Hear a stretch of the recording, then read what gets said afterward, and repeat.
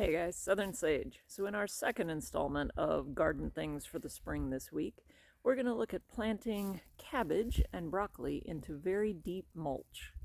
So in my garden here, I'm gardening in sandy soil. It doesn't like holding on to moisture at all, and while I'm actively adding organic matter to try and fix that, I'm not there yet.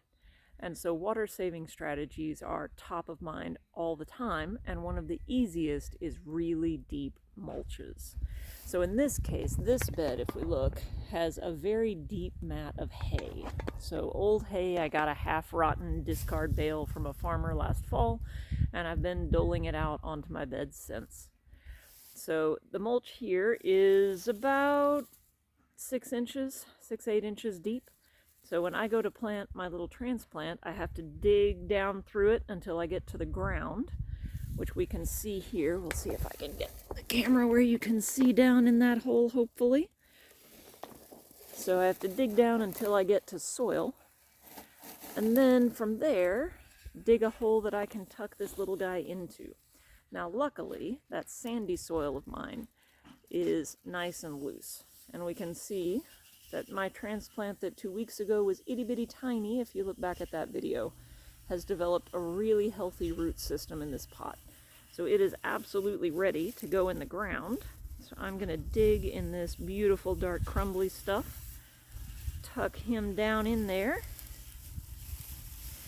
and pull the soil back around and press that in. So now let's see if we can give you a picture of what that looks like. See him in here? He's very happy tucked in his little home with the hay mulch all around. And it's hard to see, but that soil is nice and moist. So we haven't had significant rain here in weeks. We're actually in a pretty severe fire warning. Do not have flame, do not throw cigarette butts out. Signs everywhere. But in this garden, under this mulch, the soil is still wet.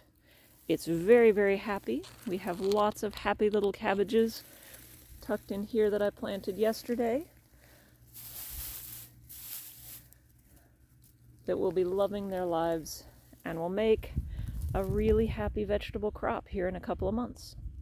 Now in this bed, I will also be planting onions around the edge just by pulling this stuff back and tucking them in about every 6 inches all the way around.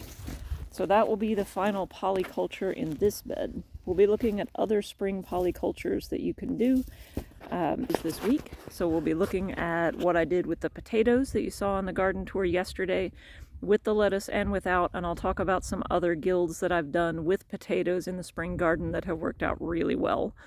And then toward the end of the week, I'm going to show you the shaker mix, easiest way to grow lettuce, carrots, and radishes ever on the face of the planet, as a polyculture method that I've used for years.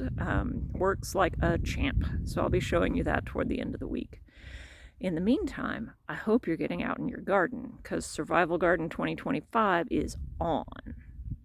As always, like, subscribe, share the video if you like it, and let me know what you think in the comments below. Bye.